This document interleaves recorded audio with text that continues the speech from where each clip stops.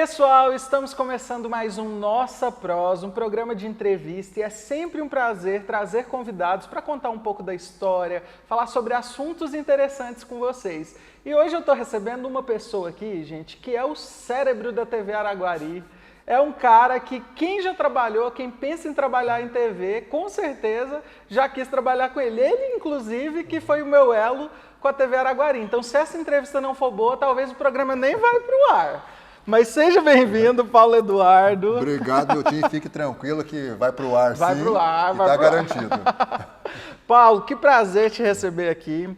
Já escutei falar muito do Paulo, já conheci o Paulo, né? Eu sou novo aqui em Minas, mas sempre escutava, já te acompanhava nas redes sociais. E um dia um amigo jornalista falou assim, quando comecei o programa, ele falou, você é um ótimo comunicador, mas você precisa trabalhar com o Paulo para você aprender muita coisa. Então, estou muito feliz de ter a oportunidade de estar na TV Araguari, porque meu amigo Bagnetti falou isso. Ele falou, você precisa aprender muita coisa com o Paulo. Eu falei, vou aprender, espero aprender. Te agradeço o convite aqui, porque sempre é um aprendizado quando a gente lida com quem trabalha em televisão, porque cada um é uma experiência. Sim. E só tenho a agradecer ao Bagnetti pela indicação, né? Porque te trouxe aqui para a TV Araguari, né? Sim, sim. Então, já agradeço aqui publicamente ao Bagnetti, porque foi ele que fez essa conexão que trouxe o Nossa Prosa para a TV Araguari.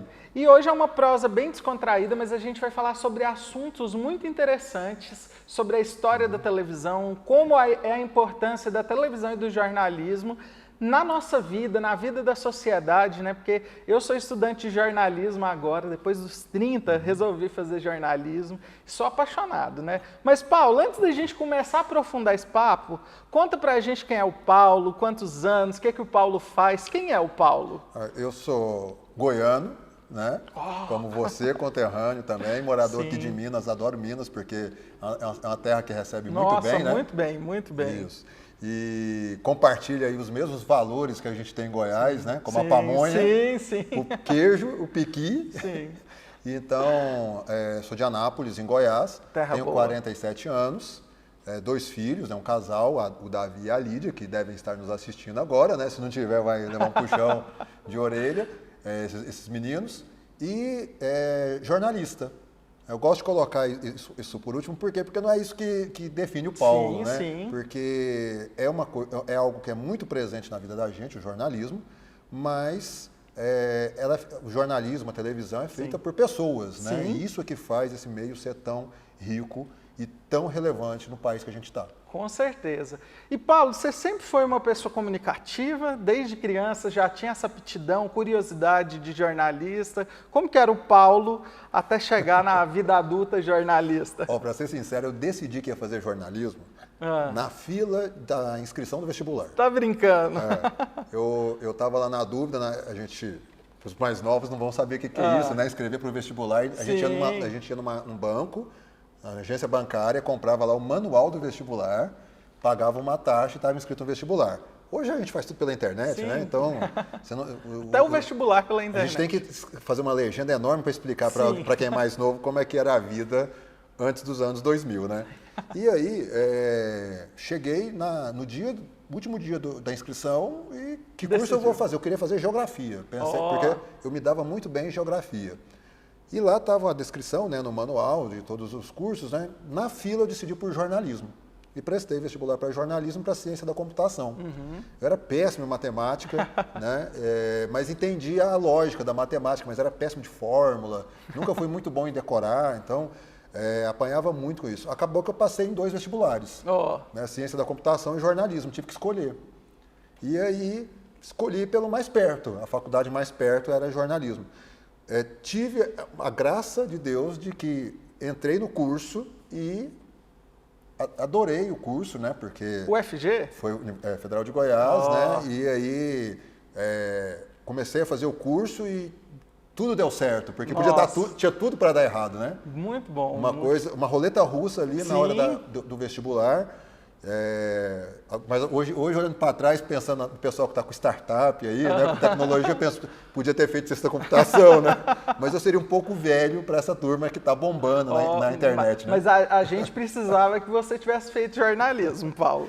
E aí, como foi? Você fez jornalismo, morou em Goiânia, Goiânia, Anápolis? Você mudou para Goiânia para fazer a faculdade? Ia e voltava todo dia. Nossa, né? perto, gente, mas não é tão perto assim não, é um trechinho, Pegava né? lá um ônibus todo dia, 5 horas da manhã, ia para a faculdade, mas aí que no segundo ano de faculdade, eu consegui um estágio na emissora de televisão de Anápolis. E era interessante porque essa discussão sobre diploma, que a gente teve há uns 10 anos atrás, ela nem existia naquela época, porque você tinha uma regra que era com diploma, e onde não tinha faculdade, você tinha um jornalista habilitado, que era quem já estava na prática. E eis que nessa televisão eu era o único que estava, pelo menos, fazendo faculdade. Todo mundo era muito experiente, mas ninguém fez faculdade. Entendo. E ali foi um banho de aprendizado e também de humildade, né? Sim, sim. A faculdade não forma tudo. Sim. Porque eu estava vendo ali pessoas que faziam jornalismo há 20 anos, 30 anos, na então TV Tocantins de Anápolis. Era uma TV que, antes de Goiás separar de Tocantins, ela cobria de Anápolis até o Bico do Papagaio no Tocantins. Então era uma extensão enorme, essa televisão cobria. Essa turma muito experiente, e eu começo a fazer jornalismo ali, estágio em jornalismo ali, e aprendendo com eles. Imagino, porque a experiência, né, a prática, ela é tão valiosa quanto a faculdade, né? Assim, tem coisas que você vai aprender só no dia a dia, né? Exatamente, porque a ciência é a ciência da comunicação. Sim. Jornalismo não é ciência. Sim. Jornalismo é técnica. Sim. Jornalismo é prática. Né? A ciência está na comunicação. E a comunicação está na psicologia, está na neurolinguística, está na psicologia. Então, todas essas áreas estudam comunicação. Mas o jornalismo é uma técnica e ela aprimora com o tempo. E quando a gente olha para trás, a gente olha uma matéria antiga que a gente fez, a gente até pensa, né? Como é que a gente gostava disso, né? Mas é porque era a técnica do momento. Sim. E hoje a gente tem evoluído bastante. Não sou saudosista com isso, eu vejo que a gente está melhorando. A carreira está mais acessível, a turma que está chegando pode até ler mais, mas leitura é algo que está à disposição. Sim. Mas é uma turma que a gente não perde tempo hoje ensinando a olhar para uma câmera, né? Sim, e que você já sabe fazer tudo, editar. Exatamente. Né? Não tem aquela hierarquia do que eu sou repórter, você é cinegrafista, você é editor. Não. A técnica é algo agora muito comum. A pessoa já chega tendo que se virar nos 30 e fazendo um pouquinho. E o bacana é que o que diferencia o profissional é realmente a qualidade dele. Sim. Não mais a questão técnica, porque a técnica é comum. Muito boa essa sua fala. E eu estou aqui, gente, olhando que eu estou pensando, refletindo sobre tudo isso. E aí, como foi esse caminho de Anápolis, da TV em Anápolis até Uberlândia? Qual foi esse trajeto? Vamos lá para a sua história. Primeiro vamos conhecer ele, para depois a gente refletir um pouco sobre televisão. Como que foi esse caminho? Aí depois foi para Goiânia? Não, eu fui para Catalão, uma afiliada da Globo também em Catalão. Catalão tem TV? Tem. Na época chamava TV Pirapitinga, hoje é a TV Anhanguera Catalão. E lá eu fui supervisionar o jornalismo. Então eu acabei de formar, estava no estágio em Anápolis, né? Acabei de formar, fui tentar fazer direito. Mas aí me chamaram para esse trabalho em Catalão. Transferi o curso de Direito, mas assim, com mudança, larguei o Direito para lá no meio do curso. Fiz 2 anos e meio de Direito. E lá em Catalão, eu fui trabalhar na supervisão de jornalismo. Também foi uma experiência muito boa, porque era uma TV menor que a de Anápolis, e a gente tinha, se a gente virava nos 30 no interior em Anápolis, em Catalão a gente tinha que virar nos 60. Né? Mais distante da capital, né? Tinha que produzir mais notícias. Equipamento mais antigo. Aí, isso é muito bacana em televisão, que quando falta alguma coisa, falta um equipamento, falta alguma coisa, todo mundo está vendo aquela outra emissora que tem tudo. E que está fazendo. E você começa a criar alternativas para fazer igual sem o mesmo equipamento. E a gente conseguia fazer isso em Catalão, coisas assim, mirabolantes. Que ninguém acreditava. O engenheiro de telecomunicação não vai falar, como é que vocês fizeram isso, né? Por exemplo, fazer uma entrada ao vivo dentro de um jornal gravado. Normalmente é o contrário, né? E lá a gente tinha que gravar o jornal. Mas aí tinha um editor, e esse editor foi inclusive o responsável por eu vir parar em Uberlândia, que era muito criativo. Era um editor que ele cortava as matérias, né? Montava as matérias, mas ele tinha, o equipamento dava tanto problema que ele já era quase que um engenheiro. Ele abria o equipamento, consertava, e ele era muito criativo. E ele conseguia fazer eu aprendi muito com ele. Nossa, né? Eu imagino. Eu falava assim, não dá para fazer isso. Ele falou, eu tenho uma solução para você. Aí ele arrumava aquilo e a gente fazia como a gente via nas TVs mais equipadas. De Catalão eu fui para Goiânia, fui fazer uma pós-graduação em políticas públicas, tirei um ano de descanso e fui para a TV Serra Dourada, outra escola também, por quê?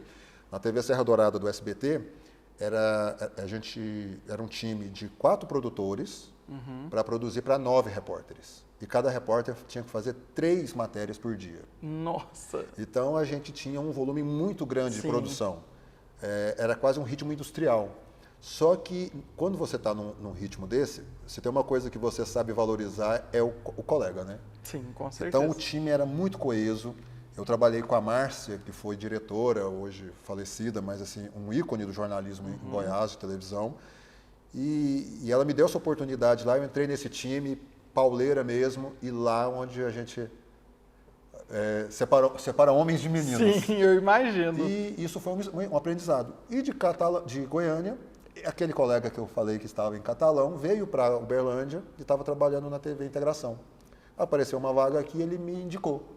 E eu vim para cá como editor do jornalismo do MGTV. Isso foi em qual ano? 2002. 2002. Isso. Paulo. Nossa, tá vendo, gente? A viagem círculo, que ele fez ali, interior de Goiás, capital Goiânia e Uberlândia.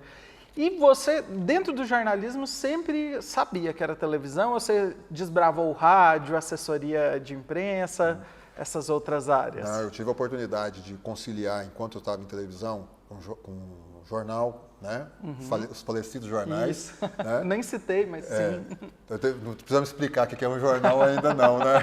Não, acho que todo mundo sabe. Era o tipo de website impresso, para você que tem menos de 18 anos. Website impresso, muito bom. E aí, tive a oportunidade de escrever para a Gazeta do Povo, do Paraná, de Curitiba. Escrevi para um jornal de Anápolis também, fiz assessoria agora mais recentemente também, e também aventuras no rádio ali, com cobertura eleitoral, dentro do Grupo Integração. A gente teve 2 oportunidades que a gente conciliou com o rádio, e sempre achei o rádio também um veículo poderosíssimo, né? E quando a gente vai para o interior, é que a gente sabe que o rádio é muito relevante para o Brasil. Muito. E cresceu nos últimos anos, incrivelmente, né? A despeito de toda desvalorização que se pode dar ao rádio, o rádio ele cresceu no Brasil no ano passado. Mas sempre a televisão foi? Sempre. Minha mãe até brincava. Hoje o que os meninos ficam jogando na internet, eu ficava vendo televisão, né? Aí minha mãe falava assim, larga a televisão que isso não vai te dar futuro. Olha aí. Aí eu brincava com a minha mãe que ela errou nessa, né? Mas... Televisão é minha paixão realmente, porque não necessariamente o jornalismo, mas o meio. Para mim, o meio é muito presente na vida das pessoas. Entendo. E você atua também nos bastidores da TV, né? Isso. Você, não só hoje, né? Você ficou 19 anos como diretor de jornalismo, né? Mas à frente das câmeras, assim, como foi sua experiência? Eu cheguei a apresentar em Anápolis e em Catalão, fazer reportagem. Dizer para você que a única coisa que me incomodava de fazer vídeo era o trabalho de maquiar. E ter que se preparar todo, né? Sim. Hoje eu não teria tanto trabalho, porque quando eu fiz vídeo, né? Estamos falando aí de uns 15 anos atrás, foi as últimas oportunidades que eu tive para fazer, você tinha todo um padrão que você tinha que colocar no jornalismo. Vou perguntar isso também. Hoje não, hoje eu ficaria mais tranquilo para fazer vídeo hoje do que eu ficava confortável no passado. Vou aproveitar o gancho que você falou. O que você acha desse formato do jornalismo atual, que ele vem se desmistificando um pouco, né? Por exemplo, já tem alguns jornais que os apresentadores saem andando, né? O Jornal Nacional, William Bonner fazia isso. A inserção de mulheres, assim, por exemplo, o Fantástico hoje é apresentado por 2 mulheres. Como que você vê essa evolução com uma certa informalidade, assim, para o jornal? Você acha que isso perdeu ou você acha isso positivo? Eu creio que é totalmente positivo e que o que acontecia no passado, é interessante a gente ver por que tinha aquela voz impostada, Sim, Cid o Moreira, terno, exatamente. William Vac. A gente, às vezes, faz elucubrações do tipo, nossa, era um padrão imposto. Não tem nada a ver com isso. Televisão tem muita de casualidade. E o que acontecia? O meio tinha acabado de ser descoberto, inventado, chegou no Brasil em 1950. Você não tinha uma referência para falar só, é assim que faz jornalismo em televisão. Então, e outra, gente formada para fazer televisão. Então você buscava as pessoas aonde? No rádio. No rádio, E no rádio, para prender a atenção, você tinha a voz trabalhada. Sim. Então a televisão buscou no rádio. E ao buscar no rádio, trouxe aquela voz impostada, que era pensada numa forma de reter a atenção das pessoas, e isso virou um padrão. Mas é porque não tinha outras pessoas a buscar. Não é que era imposto. Exatamente. Que aconteceu. Não foi uma coisa assim, esse é o padrão. Não esse foi é o estabelecido. Isso era o que você tinha à mão. E aí, como é que a gente vai colocar essas pessoas ali? Não, notícia. E a gente pegar o que era uma notícia antigamente, você não tinha um jornalismo comunitário. Sim. Você tinha pouquíssimas equipes de televisão. Televisão sempre foi o mais trabalhoso do jornalismo a ser feito. Por quê? Na internet, se eu estou no website, eu posso pegar o telefone, ligar, apurar, e falar assim, Miltinho, me manda uma foto. Eu fiz o texto e ilustrei. Não é? No rádio, eu estou lá na emissora, vamos ao vivo no gabinete do prefeito, e a gente pega a notícia. Sim. A televisão, ela tinha todo um aparato. Hoje é muito mais prático, porque eu pego um celular e vou fazer a reportagem. Né? Hoje é o que as emissoras profissionais estão fazendo. Mas antigamente, você tinha um rolo de filme, num segundo momento, um equipamento, um videotape. Né? Hoje eu estou aqui desenterrando todos os equipamentos que exigem legenda para as pessoas mais jovens. Mas era um videocassete, de novo eu tenho que explicar o que é um videocassete, mas era uma caixa que a gente punha uma fita e ficava o cinegrafista com a câmera, um fio, um auxiliar segurando aquele equipamento, e quando o cinegrafista falava grava, a gente apertava ali para gravar. Então, você imagina deslocar tudo isso, né? Isso e mais o repórter, que fica na frente. Então, você tinha que deslocar essa turma toda. E tinha que sair 13h, que chegava com a matéria para 19h.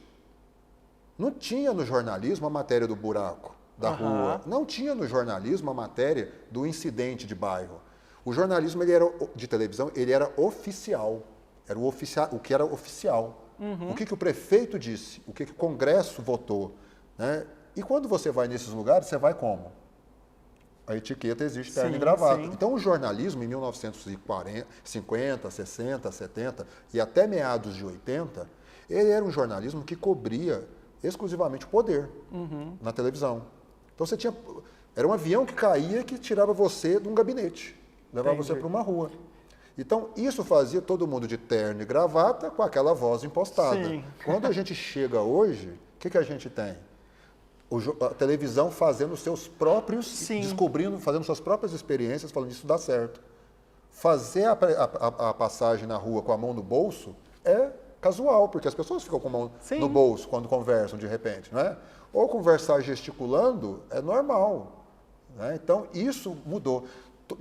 Nem todo lugar que eu vou, hoje, exige terno e gravata. Se eu vou num bairro, eu crio distanciamento se eu vou de terno e gravata. Na beira de um campo, nos anos 80 a gente tinha repórter na beira do campo com terno e gravata. Então, isso tudo foi mudando, por quê? Com o tempo, a televisão foi produzindo o seu próprio conhecimento sobre o que dava certo, não precisando mais usar o que veio do rádio. Foi testando e foi percebendo, né? Muito legal pensar essa construção, nunca tinha refletido sobre isso, assim, muito, muito bacana. E deixa eu te perguntar, como é gerir uma equipe de jornalismo? Como que é dirigir essa galera? Deve ser caótico, assim, quando acontece um fato muito grandioso, né? Mas antes de você me responder, vamos para os comerciais e a gente volta com essa resposta. Esse cara é curioso, né, gente? Na Thiago Informática você encontra opções para presentes nesse Dia das Crianças. Gente, eu sempre fico doido quando chego na loja e vejo jogos de tabuleiros. Então pega essa minha dica de presente, olha quantas opções você encontra aqui na loja. Lembrando que o WhatsApp é 34 3431 1099. Thiago Informática. Galera, já tá rolando a super campanha da Ótica Nacional. Quinzena da Criança, do dia 1º ao dia 15 de outubro, a criança ou o pai que for na loja e fizer um óculos infantil lente armação, ganham 50% de desconto. Isso mesmo, 50% de desconto no óculos completo infantil. Mas lembrando que essa promoção é só até o dia 15 e somente para crianças até 12 anos. Aproveite! @Ótica Nacional Prata.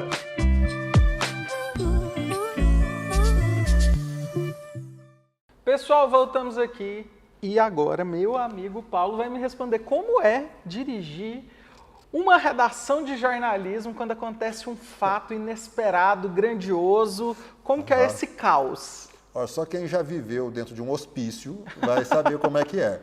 Né? E eu falo isso na melhor das identificações, porque uma redação, se ela estiver muito silenciosa, eu acho que algo está errado. Eu acho que algo está errado, porque independentemente de estar acontecendo algo muito trágico que você está cobrindo,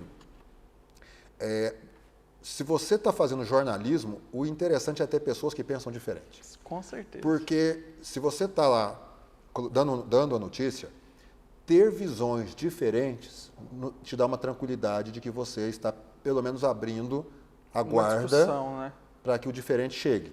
Quando está muito silencioso, já entrei em dezenas de redações, com todo tipo de padrão, mas eu não me sentia bem, porque parecia assim tão controlado o ambiente que eu não conseguia ver a discordância ali. Então, as redações que eu trabalhei, não sei se eu que fazia o barulho, mas eu gostava de trabalhar com gente barulhenta, porque você sabe o que elas estão pensando. Sim. Isso é interessante, por quê? Porque às vezes uma coisa está sendo discutida ali num canto da redação e o outro que está ouvindo, ele tem algo para acrescentar naquilo. E quando ele abre a boca e coloca a sua opinião, essa reportagem sai melhor para o público. Sim. E é muito comum o que as pessoas chamam ou de tendência, ou gostam de identificar como erro, a falta desse diálogo. Por quê? Eu fiz a produção, você fez a reportagem, você fechou a matéria, na redação inteira só nós dois discutimos o assunto. Mas tinha uma dezena de pessoas que poderiam ter colaborado. Uhum. Quando isso vai para o ar, nós somos julgados. Porque o público ele é implacável com isso. E ele tem toda a razão, porque você está falando dele, mas você só falou com a opinião minha e sua. Sim. E não quem mais podia ter colaborado. Então, isso para mim era um incômodo tremendo trabalhar uma redação quando estava muito silenciosa. E Paulo, eu fui pesquisar sobre você, daí encontrei o seu canal no YouTube. Tentei. O Ofuscando. E aí, fala um pouquinho pra gente, o que é a ideia do Ofuscando? Vamos ter mais vídeos? Como que vai ser? Ali foi eu digo que é uma experiência constante, por quê? Porque o vídeo, para mim, como eu te falei, agora que eu estou mais acostumado com ele, com a praticidade que a gente tem como fazer agora, essa informalidade, e eu sou fã de Fusca, né? Eu tenho um Fusca que veio de família e tal, então eu tentei aliar ali, dar uma passeada de carro, dando uma dica desses bastidores da televisão, porque eu via muito que as pessoas têm um entendimento do erro jornalístico, da confusão que há entre assessoria de imprensa e redação. Haviam mitos, assim, que quando você vai olhar, não era isso. Às vezes era a agitação da coisa, porque não dava tempo de fazer, porque correu demais e errou. E aí eu tentei colocar nesse canal ali um pouco dessa observação do bastidor, porque é notório que as pessoas julgam o jornalismo, quando ele erra, como se fosse algo proposital. E tem muito erro que é honesto mesmo. Sim. Porque como você está numa série de tentativa e erro, você erra muito e você aprende com esses erros. Infelizmente, hoje nós estamos numa sociedade muito polarizada que julga esses erros como tendência. Não estou dizendo que não há jornalismo tendencioso, mas nem todo erro é tendência, é essa confusão. E aí, no Ofuscando, eu tento abordar o que causa essas confusões. Às vezes é uma resposta que chega de última hora que não deu tempo de apurar melhor. Sim. E o jornal tem hora para ir. Na televisão, no rádio. Na internet, não, ela pode ser corrigida toda hora. Então, obviamente, nós vamos ser mais críticos com o jornalismo de televisão, porque nós vamos dar uma notícia, se errarmos, vamos corrigir só amanhã. E aí, esse bastidor é que eu tento contar um pouco no Ofuscando, dando dicas aí para assessores e jornalistas. E é muito legal, gente, ele falando sobre isso, sobre o direito de resposta, eu gostei muito que você abordou lá. Então, quem ainda não acessou, vai lá no perfil do Paulo, vamos colocar aqui o canal dele do YouTube. Eu faço até um desafio, assim, se tiver muito seguidor, eu volto a fazer vídeo. Ó, vamos lá, gente, vamos engajar lá para ele voltar. E Paulo, você tocou num ponto e eu já vou perguntar. Você acha que atualmente a imprensa como um todo, o jornalismo, ele caiu no desprestígio social, ele tinha um respeito pela população e hoje é quase uma relação conflituosa, como se fosse inimigo? Claro que não de toda a parte da sociedade, né? Mas como que você enxerga essa relação da sociedade com o jornalismo, com a imprensa atualmente? Eu vejo que a gente está rodando em círculos hoje, porque se você pegar os números de audiência, por mais que eles não sejam tão hegemônicos como eram nos anos 80, e nós temos que lembrar que nos anos 80 nós não tínhamos Netflix, não tínhamos Disney Plus, não tínhamos TV por assinatura. YouTube. Então a gente tinha, numa cidade como Uberlândia, que é uma cidade polo grande na região, 3 canais de televisão. Óbvio que eles iam ter, um ia ter 70% de audiência, outros 20%, outro 10%. Sim. Hoje você fragmenta muita audiência, mas o que a gente vê? Quando chega na hora do jornal local, a audiência dos canais sobe, dos canais locais. Por quê? A Netflix está lá para qualquer hora que eu quiser ver, mas o jornal local ele tem hora para ir. E é o único que fala da minha cidade. Sim. Então a gente vê, não é um desprestígio tão absoluto como a gente supõe quando a gente vê essa conversa sendo tratada. Quando a gente vê os números de audiência, eles ainda são muito significativos. Um dia de audiência da TV Globo é o número de assinantes que a Netflix tem no mundo. Então isso ainda é um número absurdo. Com certeza. Entendeu? Nós estamos falando de 120 milhões de pessoas que passam pelo canal, né, num dia, que é o número de assinantes que a Netflix tem no mundo inteiro. Sim.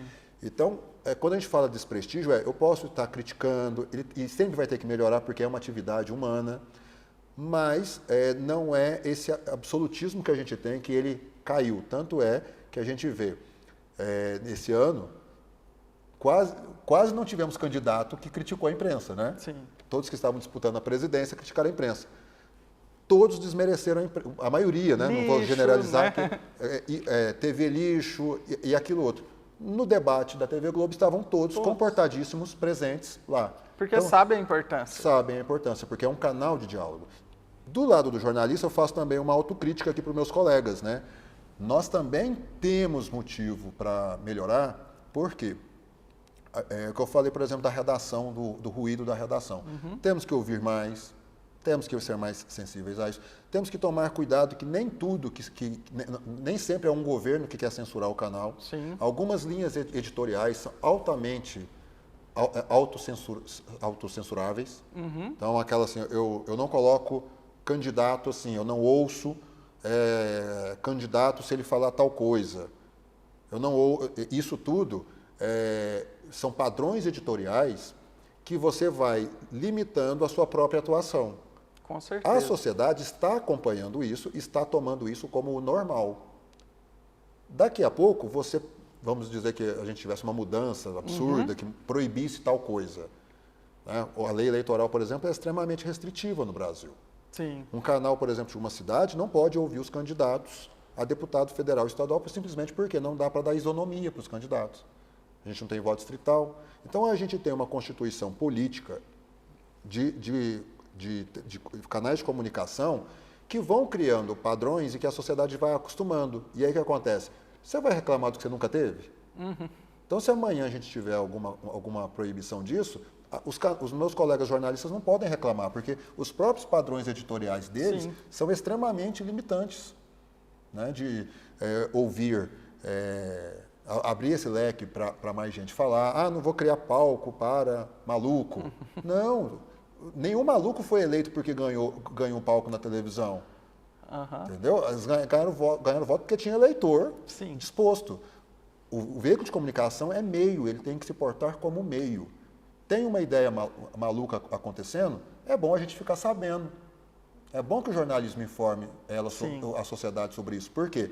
É onde a gente dá elementos para a sociedade também a reagir a essas ideias malucas. Sim. Infelizmente, né, eu faço aqui uma autocrítica para mim, que sou jornalista, e espero que meus colegas recebam bem. Aquilo que a gente faz no dia a dia é o que nós estamos dizendo para a sociedade que é o padrão. Sim. E se a gente não oferece essa diversidade de opiniões, é essa falta de diversidade que ela vai se acostumar. Muito estranho a gente depois achar ruim alguém falar que tem que fechar a imprensa. Sim. Mas que absurdo. Mas você também não está fazendo muita questão de abrir esse espaço para todo mundo, né? E Paulo, eu acho que pelas suas respostas já me respondeu isso, mas eu vou fazer a pergunta diretamente. Você acha que está decretado o fim da TV aberta? Não, ainda falta muito. Falta muito porque a TV aberta ela está conectadíssima com o que está acontecendo. É um canal de distribuição gratuito. Sim. Né? Ele cria uma mancha do sinal no ar, então você gratuitamente pega. Ao contrário, a TV aberta ela está caminhando, a gente deve ter algo aí entre 2023 e 2024, já presente, com aparelhos de televisão vindo, com o sinal da TV aberta dialogando com o sinal da internet.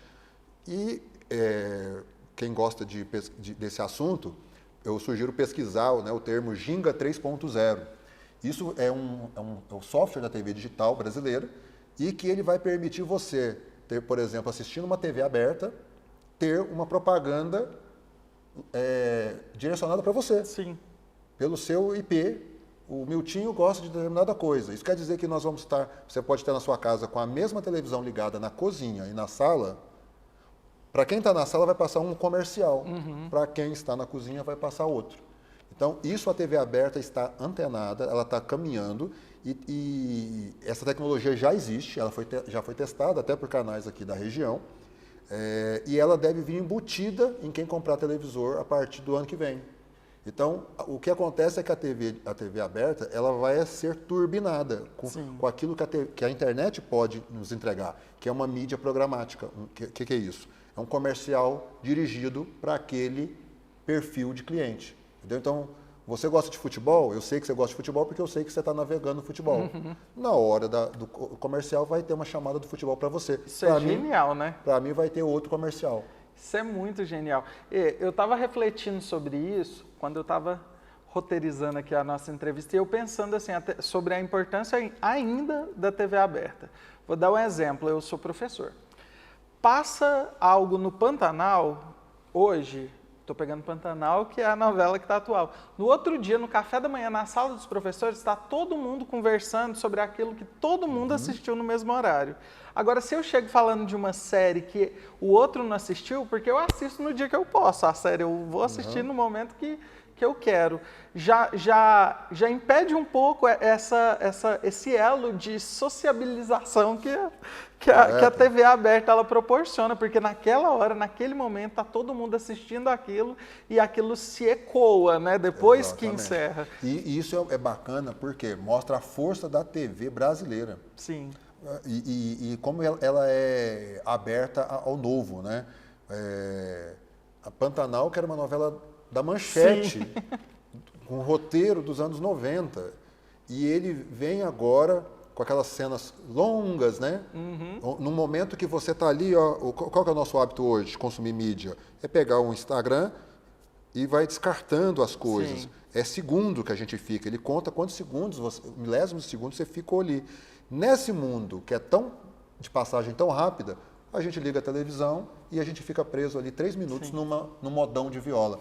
Isso é uma inteligência muito grande, que mostra que a TV aberta, ela tem futuro, mas o legal do momento que nós estamos vivendo é que ela está evoluindo, né? Ela está evoluindo e você tem a opção de ver junto, ver sozinho, Vê a hora que você quiser, porque as tecnologias elas vão se complementando, vão se misturando.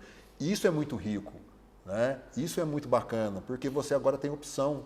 Sim. Eu, quando era adolescente, eu tinha opção de 4, 5 canais se eu estivesse morando numa capital. Hoje, um adolescente, ele tem milhares. Você, como professor, é que tem um desafio muito grande. Incutir nessa moçada que, com essa riqueza toda de fonte de informação, navegue, né? Conheça mais, né? Você pode conhecer o mundo e sua cidade. Sim. Isso é muito, muito rico. E eu vejo que está caminhando muito, porque se a gente observa hoje, as TVs abertas, elas estão com aplicativos, elas estão produzindo conteúdo para as redes sociais, que eu acho que isso é uma sacada que foi, assim, que é algo que precisava para atrair um público adolescente hoje, que não é de sentar para assistir televisão, mas eles estão ali conectados na rede social. Exatamente. Então, você pega, por exemplo, pílulas de notícia, né, que são jogadas jogadas não, né? São publicadas, veiculadas no Instagram, por exemplo, e aquele adolescente ele vai estar acompanhando. Isso. E aquilo é uma rede, né? Então, eu acho muito legal essa... Exatamente. E aí é onde o usuário tem essa disponibilidade. Hoje a gente não pode reclamar de falta de fonte. A gente não pode reclamar de falta de opção. No entanto, a gente tem uma sociedade enorme para ser educada mesmo, para saber que tem isso tudo à mão. Porque, infelizmente, às vezes você tem... O que nós estamos vendo aí, que é um efeito colateral, o surgimento das bolhas, né? Sim. Assim como você falou de uma série, e você, é bacana que você contou um caso que você chega e você fica meio isolado ali porque você está na série, né? Mas quando você encontra a turma que gosta da mesma série, isso fortalece muito a sua ideia de que você está no caminho certo, não é? Porque ali você encontrou quem pensa igual você. Quem vai discutir sobre, né? É profundidade. Só que aí você encontrou quem concorda com você. Quando a gente leva isso para a notícia, já é o perigoso. Sim. Né? Porque eu acredito naquela fonte, mas toma cuidado. Porque mesmo a fonte muito bem intencionada, muito bem preparada, ela sempre corre o risco, um veículo de comunicação, um jornal, de parar na fonte errada. De ter uma informação errada. Então, hoje você tem múltiplas fontes para poder comparar. Use isso, né? Com certeza. Telespectador, espectador que está em casa, use isso a seu favor. É fazer a base de comparação mesmo. Por quê? Porque isso é que faz aquela fonte que até a que você confia se aprimorar. Com certeza. E, Paulo, falando ainda sobre essa evolução, agora especificamente do jornalismo, a gente entrou aqui logo no início da conversa falando sobre a importância, né, do diploma. Você acha importante? Acho extremamente importante. O que eu tenho uma crítica à questão da exigência é que hoje você tem no mercado de jornalismo uma grande parte formada em jornalismo. Mas parece normal, né? Só que o jornalismo, ele precisa hoje de matemáticos, advogados, engenheiros, né? Economistas. Com certeza. Entendeu? Então, o jornalismo, hoje ele poderia ser uma pós-graduação. Com certeza. Para essas outras profissões também, em vez de ser uma graduação. E aí, como ele é uma graduação e ainda o mercado dá um valor muito grande a essa graduação, você tem, vamos chamar de fauna, com todo respeito aos meus colegas, vamos chamar a fauna dos jornalistas, elas têm uma espécie só. Esse é um problema sério. A gente está falando aqui de várias fontes, de várias formas de pensar. Quando eu chego numa redação, eu tenho muita gente formada na mesma faculdade, com a mesma literatura, os mesmos professores. Seria muito rico para o jornalismo e para quem está nos assistindo, ter dentro das redações um economista que sabe como comunicar. Muito bom. Um psicólogo que sabe como comunicar. Por quê? Porque isso daria, naquela conversa que eu falei do ruído da redação, aquele que levanta a mão e fala assim, deixa eu participar dessa discussão aqui, que eu tenho algo a acrescentar. Vocês estão esquecendo desse ponto aqui. Sim. Né? Você não sabe a quantidade de jornalista que tem dificuldade em fazer uma conta de porcentagem. Entendeu? Que durante esses 26 anos, 27 anos de jornalismo, Isso é uma coisa que eu aprendi, né, na marra, porque você não aprende isso no curso de jornalismo. Sim. Né? E quantas vezes num telejornal da noite você vê matéria falando sobre percentual? Um conceito de economia básico como prejuízo. Houve uma geada e você dá a notícia lá de que o produtor teve prejuízo. Às vezes o produtor não teve prejuízo, o que ele teve em economia foi um lucro cessante. Ele perdeu o lucro que ele ia ter por causa da geada. Só que quando você é o porta-voz da notícia do prejuízo, o que você prepara a sociedade para fazer? Ela fica preparada para aquele produto subir de preço. Você, jornalista, é que ajuda o produto a subir de preço. Porque você trata aquilo que ele teve como prejuízo. Será que ele teve prejuízo mesmo? Entendo. A gente não vai a fundo, porque esse conceito é um conceito da economia, mas falta o economista dentro da redação. E isso que você está falando, nossa, eu já estou até fugindo aqui do que eu tinha pensado em perguntar, porque é muito interessante. Foucault fala muito, eu gosto muito de ler, de estudar, né? Em um dos livros dele, da Ordem do Discurso, e ele fala sobre os discursos que regem a sociedade. E você falando isso me traz à mente agora assim a importância do jornalismo, porque é realmente isso. Porque se no jornal hoje, um jornal passa falando que tomate cura câncer, amanhã o preço do tomate vai... E sobe.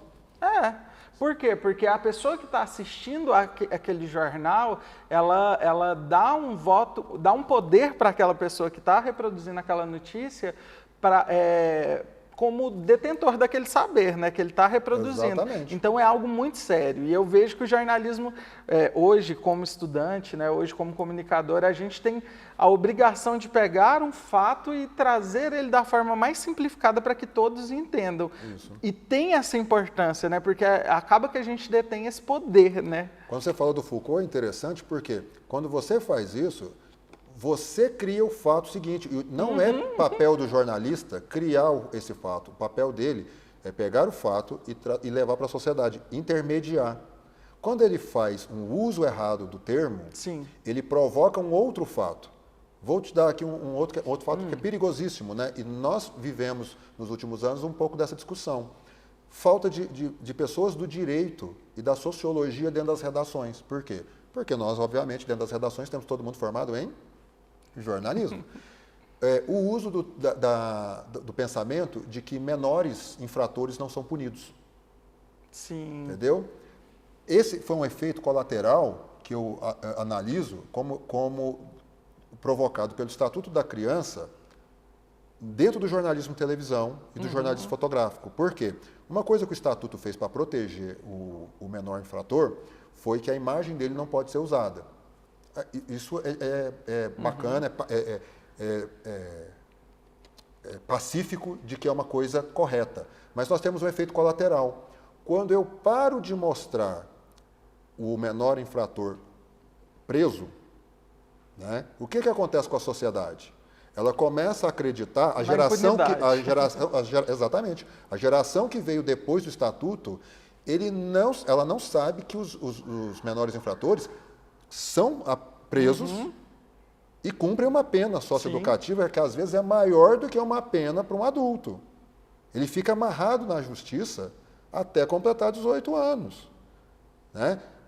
Na falta disso aparecer na mídia, que pensamento que nós criamos na sociedade? Então é o efeito colateral. Sim. Outro efeito colateral do Estatuto, que é interessante, e eu quero deixar bem claro aqui que eu não vejo solução.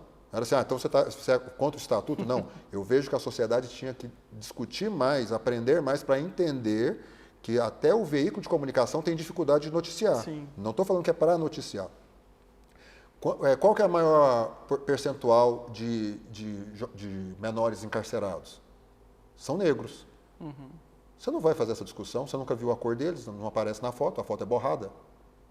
Então você tem uma geração toda que não sabe como que a população negra juvenil está exposta à criminalidade. Por quê? Porque o Estatuto priva essa identidade. Vamos chamar de proteger a imagem. Está certo proteger a imagem? Está. Do outro lado, você tinha que ter na escola essa comunicação. Para quê? Para que esse fato saísse. Sim. Porque simplesmente o fato foi relegado. Sim. Já que eu não posso noticiar, eu relego esse fato aqui. Né? E aí a gente tem a sociedade acreditando em coisas que não existem, porque nem todo mundo vai fazer turismo num lugar de jovem infrator, concorda? Sim. Você tem que ser estagiário de direito para ir saber qual é a realidade lá. Você tem que ser sociólogo e ter uma pesquisa lá. O jornalista não vai lá, mas ele não pode mostrar, sobretudo de televisão. Então existe um mundo paralelo que a falta de discussão de como que isso iria chegar na imprensa e causaria na geração que viria depois, criou crenças hoje que não são verdadeiras. Sim. Como o jovem não ser punido, como a gente não saber como que o jovem negro ele está mais exposto, e qualquer um que soltar um discurso é validado, porque eu não tenho... Você não consegue me provar com a imagem. Né? Outra coisa, nada proíbe o jornalista de dizer que um jovem de 16 anos foi preso. Na língua portuguesa, aquela pessoa que não pode sair de um lugar para outro, nós dizemos o quê? Ele está preso. Né? Mas o Estatuto da Criança usa o termo apreendido. O que nós criamos no imaginário popular? Que apreendido é algo menos do que ser preso. Né? Não é curioso isso? Sim, sim. Por quê? A gente fica de tanto repetir o juridiquês, a gente validou na mentalidade dessa geração que está hoje, que aquele jovem que ele está preso. Existe uma penitenciária em Uberlândia para jovem infrator. Né? Só que a gente não vê. Por quê? Porque o estatuto não permite. E o termo é preso, porque ele não pode sair lá. Mas quando a gente fala apreendido, a sociedade tem a ideia seguinte: não, a justiça trata eles com... Temos que reduzir a maioridade penal. E olha como que uma discussão vem por uma simples prática do jornalismo que cria uma ideia imaginada da realidade. Linguística, isso que você falou. Totalmente. Uma viagem aqui tem que ler... Soci, gente. Tem que ler Foucault. Paulo, eu vou chamar os comerciais, eu volto agora porque eu tenho muito mais coisas para perguntar ainda, gente. Pessoal, a RF Modas mandou avisar que chegou coleção nova aqui na loja. Tem tantas peças lindas que se eu fosse você ia hoje mesmo garantir um look. Veja só algumas opções, @rfmodas_prata. Eu disse que vinha novidades e agora eu posso falar. A loja Mundo das Utilidades está totalmente reformada, repaginada para receber vocês clientes. Na loja você vai encontrar muitos itens para sua casa e para você. E fiquem ligados no meu Instagram porque toda semana eu vou na loja mostrar para vocês as novidades. Avenida Brasília 745, Prata, Minas Gerais.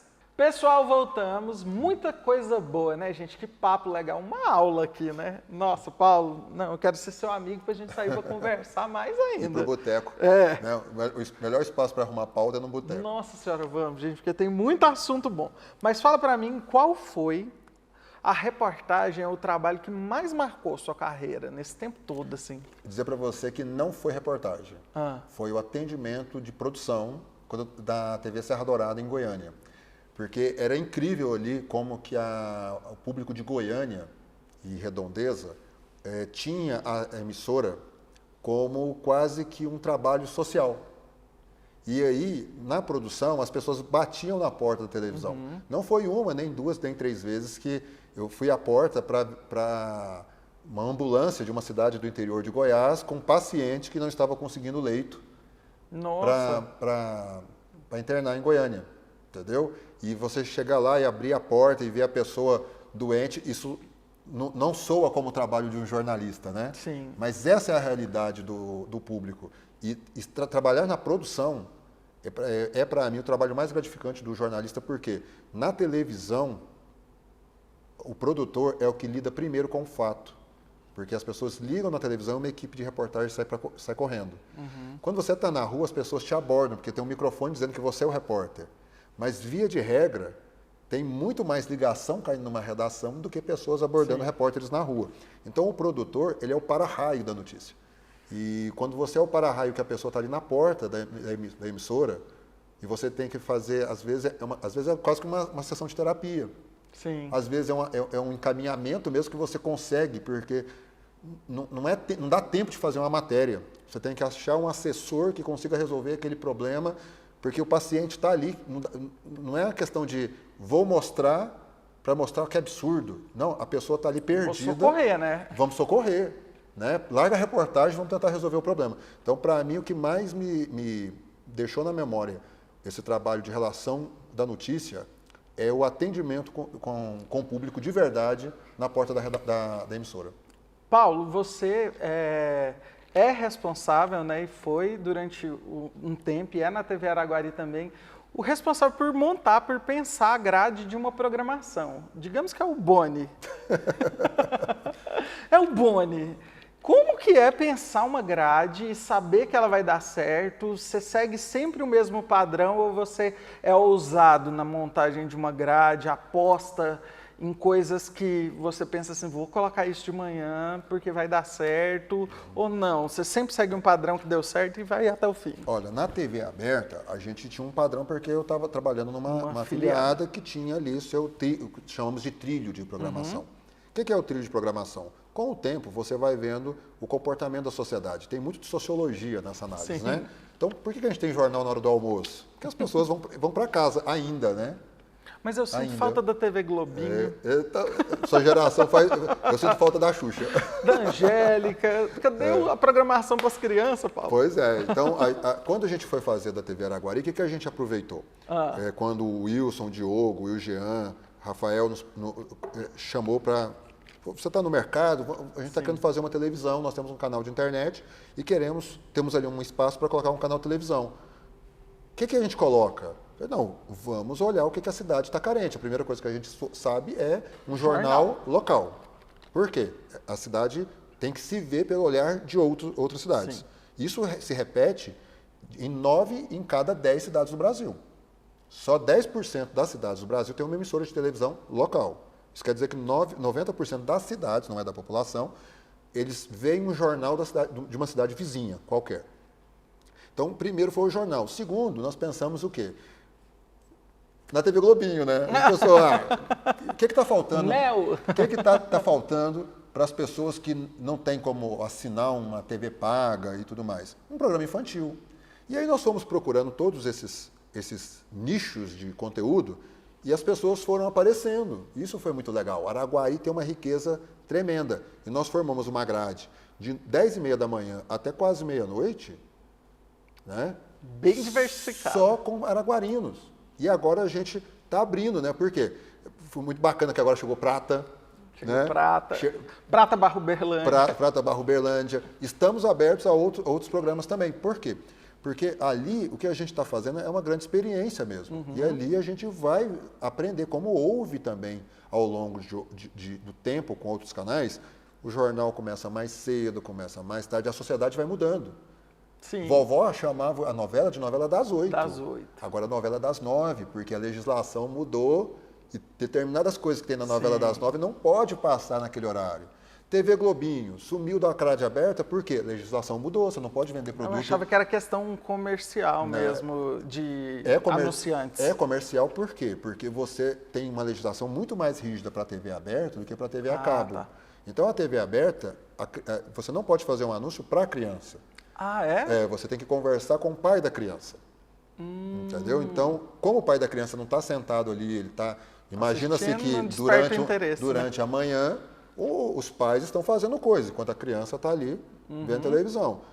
Veio a internet, colocou os desenhos todos à disposição. Então, quem tem condições de pagar a internet, pagar uma TV por assinatura, realmente não vai mais recorrer a uma grade limitada de desenhos. Você tem todo mundo aberto ali. Então, isso foi sumindo da TV aberta, mas a gente sabe que tem pessoas que não têm acesso a essa programação gratuita. Sem falar, que aí é o que regeu, um talento enorme da Mel, né? Sim, hoje nós temos aí 3 horas da programação, quase, com ela. Porque ela é uma fofa. É um fenômeno, né? E está em Araguari. Às terças-feiras, né? O Sertão Minas, um programa de auditório. Onde que estão os programas de auditório feitos no Brasil? Na TV Araguari, aqui na Exatamente. região. Quando a TV surgiu aqui em Uberlândia, você tinha programa de auditório. Por que a gente foi recuando? Por que o Rio de Janeiro merece um programa de auditório do Hulk, São Paulo do Faustão, e aqui a gente não pode ter? é tão complicado assim? Não, não é tão complicado. É porque as grades foram sendo montadas, as redes foram sendo formadas, mas agora a gente tem a internet, essa maravilha toda.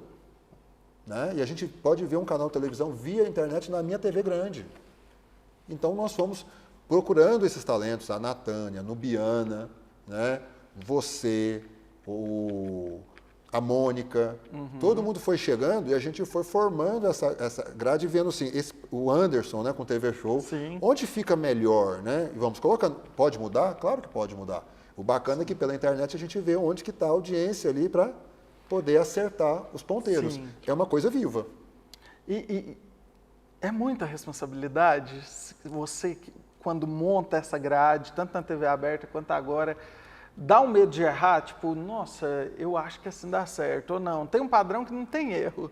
Não, tem coisas que a gente sabe por pesquisas, né? Então, por exemplo, e aí diria para você que não é nem tanto televisão, se você conhecer um pouco a sociedade que você está, Sim. né? Que horas as pessoas vão embora para casa, o que elas têm a mais para consumir na cidade de notícia, se tem outro canal, se não tem, né? Então, isso vai nos dando indicativos, mas tem que correr risco sim.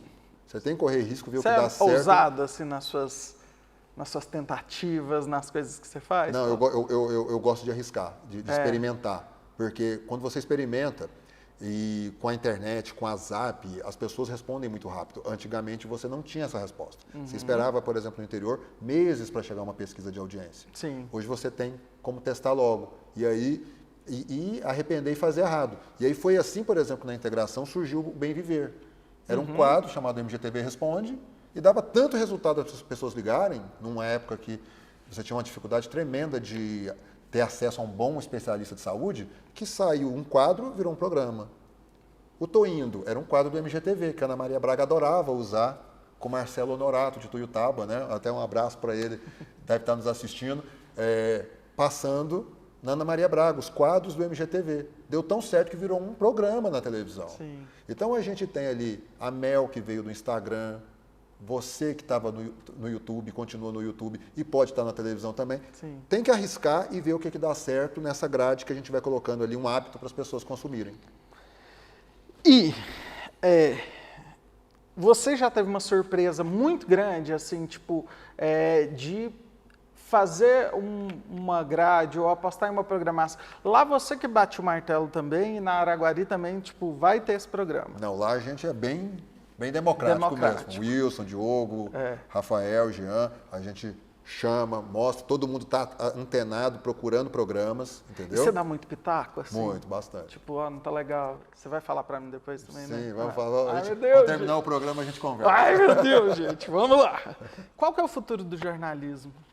Eu creio que é ele ser mais capilarizado, entendeu? Ele está mais nas pontas, porque a gente chegou num momento agora, principalmente os grandes jornais nacionais, eu não falo especificamente do Jornal Nacional, mas os grandes jornais nacionais não têm mais espaço para o bom exemplo de Uberlândia, o caso de Araguari, a história, né, do bom personagem de Tuiutaba.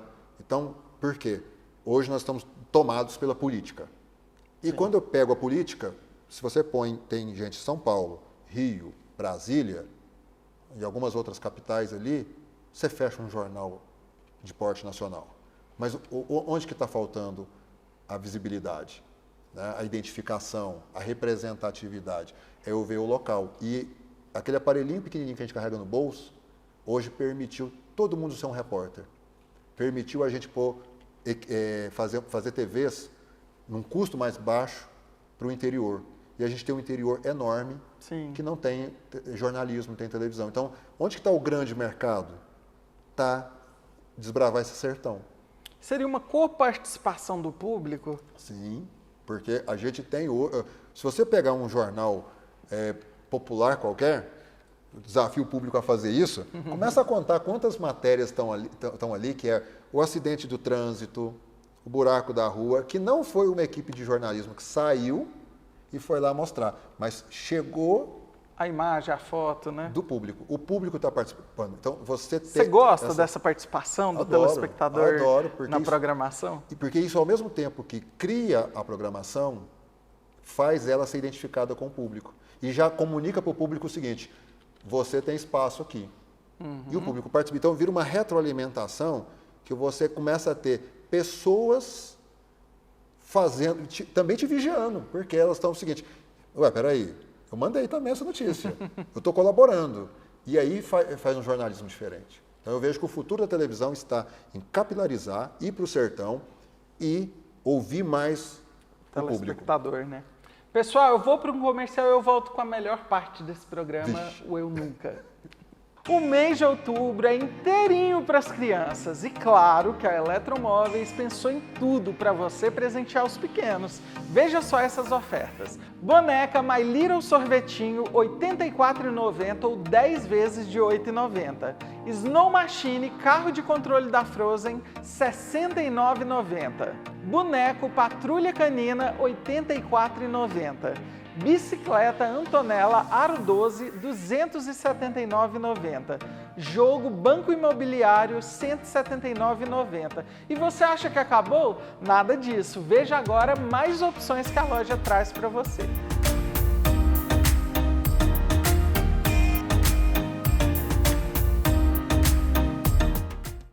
Pessoal, voltamos agora com o jogo do Eu Nunca. Já brincou de Eu Nunca, Paulo? Já vai para mais de 30 anos. Ó, se você já fez, você vai beber e vai me contar a história. O Paulo tem muita história, hein, gente? Então, eu só acho que eu peguei leve no Eu Nunca dele, mas eu acho que ele vai ter muita história para contar aqui. Então, vamos lá. O primeiro. Eu nunca falei que não ia aderir à evolução da internet. Você já falou lá atrás? Não, eu estou tentando hoje fazer isso, né? Lá atrás eu fiquei muito empolgado com a internet. Você não foi aqueles resistentes da TV? Não, isso veio para acabar. Meu pai era bancário e ele teve a oportunidade de ser dos primeiros a trabalhar na área de informática de um banco. Então, acabou que a gente teve computador muito cedo em casa, quando o computador era um luxo mesmo. Sim. Meu pai tinha uma disposição, e aí eu usava, né? Então eu digitava, na época a gente digitava trabalho com os amigos, né? Era o máximo fazer isso, ganhava um dinheirinho fazendo isso. Então eu aderi muito rápido à internet. Numa época que era ainda um luxo muito grande, por conta do trabalho do meu pai. E aí, hoje é que eu acho que a internet já passou do limite pra gente, sabe? Porque... Mas você é bem conectado, né? Você tem Twitter, tem Instagram. E aí, de tempos em tempos eu falo, vou largar esse negócio, né? Aí dura até a próxima segunda-feira. Qual que você consome mais conteúdo? Hoje eu estou no Instagram e no LinkedIn. No LinkedIn mais? LinkedIn. Eu estou desbravando o LinkedIn agora, eu ainda não entendo muito bem a dinâmica. Twitter eu já cheguei a ter 4 mil seguidores, aí fechei, larguei ele, falei, vou largar o Twitter e voltei de novo. O seu Twitter é o melhor. É muito bom, é muito bom. Eu te sigo lá. Eu não posto no meu Twitter. Mas lá eu tô quietinho, eu tô quietinho nesse aí. Mas tem muitas postagens legais. O Twitter, o Facebook, eu tô com saudade do Orkut. Do Orkut? E da minha fazendinha. Das comunidades, né? As comunidades do Orkut. Mas então você é bem ligado, assim. Sou. Até tento desligar um pouco, porque eu vejo que isso consome um tempo razoável. Você consome mais conteúdo na internet ou você produz mais conteúdo para a internet? O que você acha? Não, hoje eu produzo mais. Produzo mais. Muito legal, né? Segunda. Essa eu quero saber. Eu nunca fui surpreendido, positivo e negativamente, tem que ser as duas coisas, por um trabalho que eu estava à frente. Já ou não? Sempre foi dentro do esperado? Não, já fui surpreendido demais. Um que eu guardo na memória e de coração, que eu acho sensacional, é o Repórter Mirim. Do MGTV. Do MGTV. Uma coisa que me emocionou e me surpreendeu, primeiro porque a gente estava ali empiricamente desenvolvendo um produto preocupado com uma geração que estava assistindo menos a televisão e que cada vez mais tarde começava a consumir notícia. Então nós criamos um concurso cultural, né, para as crianças, e qual que é a minha surpresa depois de 18 edições, chegar a ter, por exemplo, um estagiário que se formou depois e que tinha sido repórter mirim. Nossa! Isso para mim foi muito gratificante, né? De encontrar adulto na rua depois, falar, eu fui repórter mirim. Que legal! Você fez texto comigo naquela época e tudo mais. Então, isso para mim é gratificante. Por quê? Porque era uma geração que tem mais ferramentas, mas que estava agora a gente disputando ela com internet, com outros meios, e a gente poder mostrar que o audiovisual é uma forma bacana de comunicar. Então, para mim, foi surpreendido muito positivamente, mais do que era a meta do projeto. Pode beber então, senhor Paulo. Negativamente, não. Não teve nenhum que você ficou assim, nossa, eu esperava tanto. Não. Essa não. Certeza, gente. Eu sou bastante crítico assim, então eu sempre aposto um pouco menos do que vai dar. Então, quando dá, fico quando dá positivamente. ruim é porque você nem tinha apostado muito. Entendeu? Eu espero que com nossa prosa tenha sido uma boa aposta, né, Paulo? Né? Totalmente. Totalmente. E eu espero que as próximas perguntas não me surpreendam negativamente. Então vamos lá. Eu nunca passei um perrengue ao vivo, já? Não passei. Ao Não, vivo, nem na direção de jornalismo e, tipo, aconteceu alguma coisa, cortou o som, alguém caiu na rua. Porque na época que eu fazia vídeo, né, considerando aqui a sua pergunta, quando eu estava em vídeo, né? Não, dirigindo também. Não, dirigindo demais da conta. Já teve um que você começou a gritar, meu Deus, corta! Sistema trava e o jornal não vai pro ar, entendeu? Mas a gente conta isso nos dedos, como o jornalismo é algo diário, várias vezes por dia. No dia seguinte você já tem que esquecer isso, né? Por quê? Porque já tem um outro para fazer. Mas você imagina, você prepara um jornal todo e de repente um problema técnico impede para o ar. Mas quando eu fazia vídeo, eu não passei porque era tudo tão formatado que a já gente... ia ensaiadinho. Né? Exatamente, era careta demais. Você fica nervoso no ao vivo ou não? Você mantém a calma? Gente, tranquilo. ele é muito calmo. Eu fiz o jornal lá e o Paulo fica lá sentadinho, calmo.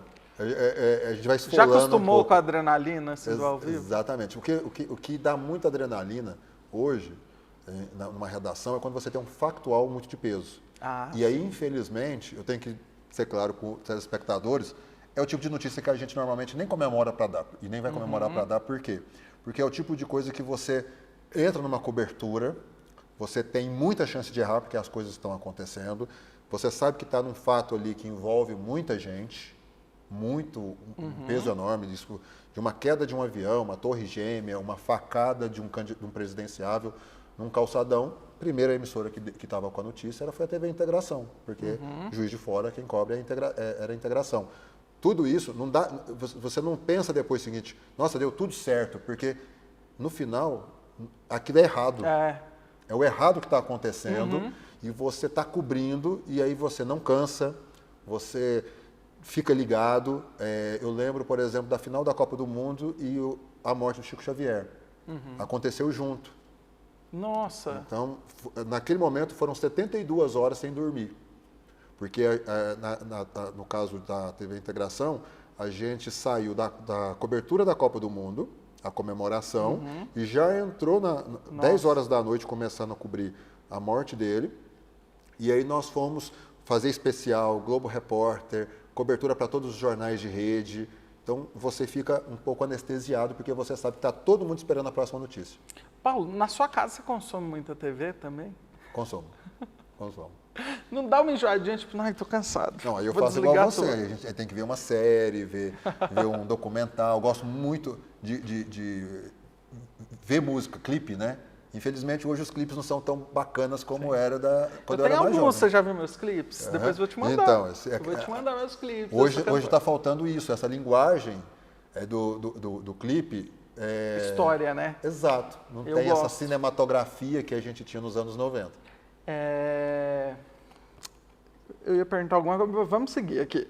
Eu nunca deixei passar um talento ou uma ideia para um quadro, um programa, e depois vi alguém fazendo algo parecido, dando certo, ou utilizando aquela pessoa que eu falei, não. Não, nunca. Não, nunca. Você tem um olhar bem apurado. Não, então. Na verdade não é que isso é apurado, é porque quando aparece isso, eu entro nas loucuras de, vamos testar esse negócio? Você não deixa passar, Você trouxe essa ideia? Vamos dar uma encaixada ali. Eu tenho muita dificuldade de dizer não, isso é um problema, né? Então o que acontece? Como você coordenava, tipo, uma equipe? Experimentando, isso que era legal. Aí era Mas você não fazia seleção, não? Fazia. Fazia? Como é que você fazia para não falar não? Não, aí é difícil. Mas alguém tinha que ser selecionado. Mas quando a pessoa estava no time, Paulo, estou com uma ideia aqui. Vamos sentar e ouvir. Um quadro novo. Vou pegar aqui Tô Indo. O Bem Viver, o Dia do Abraço. né? Foram sugestões que você acabou... Integração no bairro, tudo isso foram sugestões que vão... Vamos sentar aqui, vamos conversar, que esse negócio pode ser interessante, entendeu? O repórter Mirim, MGTV na escola, né? E aí quando chega a TV Araguari é a mesma coisa. Vem cá, eu tô com uma turma aqui que faz internet. Ué, vamos ver, e vamos trabalhar. Todo mundo ali pode fazer televisão? Ué, vamos experimentar, sim, e vamos fazer. O Jean, falando nisso, um abraço, Jean. O Jean falou assim pra mim, o Paulo é o cérebro da gente aqui na TV. O cérebro não desliga, você desliga, você fica pensando o tempo inteiro. Nossa, eu posso fazer isso, eu vou fazer isso. A gente precisa daquele remédio para dormir, né? Zolpidem. O seu também, o meu é. Não, o meu é outro. Mas é um perigo. Um dia eu vou contar sobre o meu aqui, gente. Mas esse é um negócio bacana de bastidor de televisão, quem trabalhou em televisão sabe disso. Se você cria esse espaço, é uma coisa de... As coisas vão surgindo. Paulo, eu sempre estou envolvido, e minha mãe briga comigo, minha mãe deve estar assistindo, em 4 projetos ao mesmo tempo. Eu estou aqui com Nossa Prosa, eu estou escrevendo um roteiro de outro programa, eu estou dando aula, eu estou compondo música, e aí você fala assim para mim, mas como é que você faz tudo isso? Mas eu não consigo, eu ainda acho que eu estou deixando de fazer alguma coisa.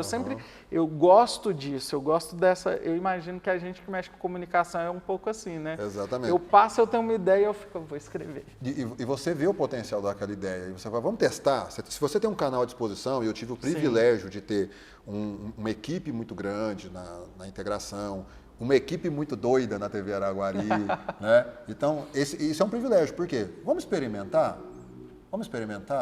e está dando certo, bacana, vamos continuar, e vamos vender, vamos colocar à disposição do mercado, vamos fazer diferente, e aí chega outro, e está aberto para essa colaboração, faz a gente, uma hora ou outra, a gente acerta numa coisa muito grande. Mas chegava muita proposta, ou chega até hoje muita proposta para você, assim, de quadro, de programa, de ideias malucas? Sim, eu estou em todas. Eu quero testar todas. Porque hoje, com a internet, com a TV por streaming, os próprios canais por assinatura, você tem essa possibilidade, um conforto, né, de poder testar com um público específico e com um risco muito menor do que você tinha antes. Assim, vamos colocar uma novela, a gente vai lembrar de quanta notícia deu de novelas que não bombaram. Era um risco tremendo. Hoje você pode testar no canal, no Globoplay, no streaming. Sim. Deu certo, traz para cá, ou vice-versa. Os caminhos são múltiplos. A questão é, eu tento não deixar as oportunidades passarem de fazer teste desses produtos, porque eu acho que pode dar certo. Pode dar certo. E às vezes tem coisa que não vai dar certo hoje, mas pode dar certo amanhã. Muito legal isso. Agora eu vou te perguntar uma, não me entenda mal. Mas é porque eu acho que você tem isso, porque eu tenho isso também. Eu tirei essa conclusão depois do seu Twitter. Eu nunca fui compreendido quando fui irônico. Você se acha uma pessoa irônica? Totalmente. Pode beber, então. Totalmente. Você se acha? Eu gosto muito quando não me compreendem mesmo. Eu acho mais divertido. Porque não é uma indireta que eu estou colocando para as pessoas, é um desabafo e todo mundo que se entretenha com isso. Às vezes a gente coloca alguma coisa lá mesmo, é só para... É para mim. É para mim. Não, é para mim. É para mim. Eu não estou preocupado. Mas você se acha irônico? Eu não sou irônico, né? E às vezes quando você é irônico, nem todo mundo entende. E a graça está nisso, né? Porque Mas você explica a ironia ou não? Você deixa? Às vezes porque eu não estou preocupado de acertar ninguém com o negócio. Era só a minha forma de sair do assunto, né? De completar o assunto. Então, eu sou bastante irônico. Eu sou também. Meus alunos falam isso para mim. Professor, mas você falou isso? Eu, não, gente, era uma ironia. Para eles eu tenho que explicar. Mas uma vez eu vi uma entrevista do Jô Soares falando que alguém foi falar com ele e falou assim, você tem que parar, eu tenho muita vontade de ser seu amigo, mas você tem que parar de ser irônico. Ele, então a gente não vai ser amigo. Porque eu não vou parar de ser irônico. E eu gosto. É um humor, né? E essas figuras de linguagem, eu creio também que é interessante, porque assim, quanto mais você usa figuras de linguagem, mais sofisticada fica a sua língua. Sim. Certo? E isso é uma coisa que hoje a gente tem que muito explicar a ironia. Às vezes a gente até pisa num terreno assim que do politicamente incorreto, Sim. mas por quê? Porque nós estamos no momento de empobrecer a nossa linguagem. Então, quando você consegue, por meio de uma palavra não dita, comunicar, isso é muito rico em termos de comunicação. Nossa, muito. A nossa língua portuguesa ela é muito rica em vocabulário para isso. Infelizmente, nós estamos num momento de polarização em que a ironia fere alguns, e a gente tem que dar uma freada nisso. Mas a ironia é uma linguagem muito mais sofisticada. Sim, e é interessante conversar quando... São poucos que conseguem. Exatamente. E aí, é por isso que eu vejo que tanto uma solução para a sociedade é a mesma solução para o jornalismo. Sim. Para que as pessoas possam aprimorar o jornalismo, é a educação. É você ter pessoas que entendam o Machado de Assis, que a Capitu não vai ter um fim esclarecido, entendeu? Então, a gente tem que apostar na educação para quê? Formar telespectadores melhores, para que a nossa língua se aprimore, que a nossa sociedade se aprimore. Muito bom. Eu nunca... esse eu quero saber. Tem que ser sincero, Paulo. Sem ser politicamente correto. Eu nunca tive que trabalhar com alguém que eu não curtia o trabalho, mas precisava trabalhar. Eu não vou te perguntar quem. Não, já trabalhei, sim. Já? Já, mas para mim não tem problema, um brinde, né? Um brinde. Para mim... Você consegue, consigo. tipo assim, manter a cordialidade, o profissionalismo? Não, eu sou muito político nesse aspecto. É. E eu acho que eu tenho muita dificuldade com quem não é político nesse aspecto. Porque você tem que trabalhar. Você tem que entregar. E sinto muito, não dá para trabalhar com todo mundo que pensa igual, que faz igual, no mesmo timing e tudo mais. Então vai ter gente que vai pendurar o trabalho em você, vai ter gente que vai ser mais arte, gente que vai te criticar, a pessoa vai emitir opinião para outro ali, e daí, né, a opinião dele com o outro. Então, para mim, nunca foi problema essa coisa de, nossa, tem que concordar, né, tem que dar certo. Não, pode ficar livre. Vamos trabalhar Vamos trabalhar. Não precisamos ser amigos. O importante é o resultado. O resultado. É isso aí. Essa é legal. Eu nunca tive que deixar um compromisso importante porque eu tive que cobrir alguma reportem. Já tive. Tipo casamento, formatura. Igreja, por exemplo. Eu tenho um hábito para mim que é desde criança, domingo e na igreja. E, por exemplo, eleição acontece no domingo, né? De ter um fato acontecendo e eu ter que sair para poder cobrir. Mas... Família entende. A família casou com um jornalista, né? Então, você tem que entender, né? E às vezes o jornalista reclama, a gente reclama, mas a gente quer ir pro frevo da notícia, né? Então, não tem jeito. Plantão não é tão ruim assim, não? Não, a gente escolheu isso, né? Saber primeiro. Porque onde que está um afago para o jornalista nisso? É que onde você chega, o pessoal, o que aconteceu, né? Qual que é a sua opinião sobre isso? É verdade. Por quê? Porque a gente está lá no evento, toca o celular e estou saindo, aconteceu alguma coisa. Isso te dá relevância. Então, é um afagozinho aí para essas noites mal dormidas. Eu vou perguntar uma coisa que não está no Eu Nunca, mas você falou isso, eu vou ter que perguntar. Você acha que o jornalismo ele tem que ser sempre imparcial ou em algum momento você pode emitir a opinião? Por exemplo, nas intervenções que eu tenho feito aqui durante a nossa entrevista. Você acha que você pensa sobre isso? Eu acho os dois. Acho que a gente tem que ter as duas coisas. Onde está a nossa dificuldade aqui, não diria nem que é do Brasil, é do mundo ocidental. O que é jornalismo, afinal? Né? Onde que termina ali o jornalismo? O que nós entendemos por jornalismo? Nós entendemos que jornalismo é imparcialidade porque uma coisa é opinião, outra é o fato. Sim. O jornalismo, a gente não tem ele definido claramente. Até poucos anos atrás, vamos pegar aqui, a notícia do esporte é jornalismo? Por exemplo, eu vou dar a notícia do Brasil perdeu de 5-1. Com imparcialidade ou eu estou chateado? Eu estou chateado. Eu vou dar essa notícia, eu vou dar chateado, porque eu estou torcendo para o Brasil, não estou torcendo para a Alemanha.